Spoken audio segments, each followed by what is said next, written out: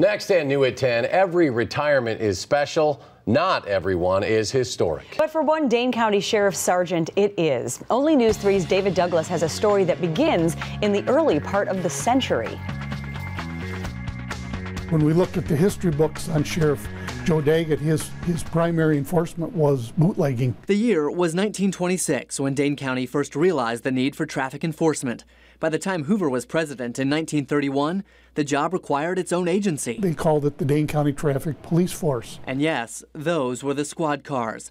Sheriff's deputies did not make traffic stops, and until the early 1980s, the traffic police also had ambulance duty. Drove station wagons, which held 2 stretchers on the back. Then a young deputy, Dave Mahoney, had just joined the sheriff's office when in 1981 it finally merged with the traffic police, setting up a lifelong friendship with Gordy Dish. It's kind of like a family, you know, and it's hard to walk away from a family. Last week, the well-known sergeant turned in his badge, becoming the last member of the former Dane County Traffic Police to retire from the sheriff's office, an agency he'd repeatedly turned down early in his career. You applied for Dane County and you had a choice, traffic or sheriff.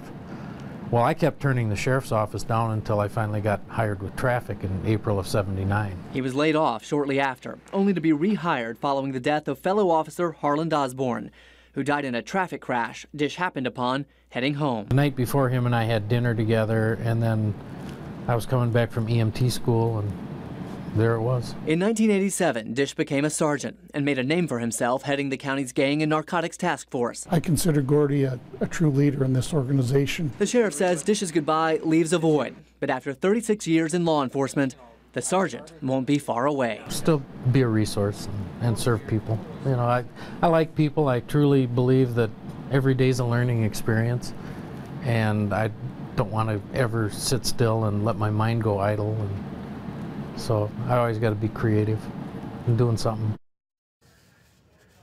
At 57, Dish has plenty of time to figure out a next adventure. Before joining the traffic police in 1979, he worked with Verona Police, where he has retained an as-needed post ever since. And he tells me he's twice tried to tender his resignation to city council, but both times they've said no. So he decided they're stuck with him, and we certainly wish him the best of luck. We do. Great story. Thanks, David. David, thank you.